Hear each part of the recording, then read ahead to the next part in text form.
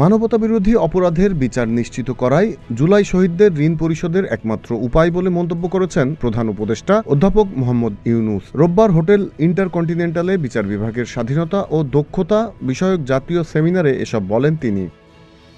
প্রধান উপদেষ্টা বলেন, হাজারো তরুণ শহীদের রক্তের বিনিময়ে বাংলাদেশ আজ এক ঐতিহাসিক মুহূর্ত অতিক্রম করছে। জুলাই বিপ্লব ছিল সামাজিক, রাজনৈতিক ও অর্থনৈতিক অবিচারের বিরুদ্ধে সম্মিলিত প্রতিবাদের প্রতীক। জুলাই বিপ্লবে সংঘটিত মানবতাবিরোধী অপরাধের বিচার নিশ্চিত করার বিষয়ে দেশবাসীকে আশ্বস্ত করে অধ্যাপক ইউনূস বলেন, আমি আপনাদের আশ্বস্ত করছি, এই দায়িত্ব আমি পূর্ণ আন্তরিকতার সাথে পালন করব।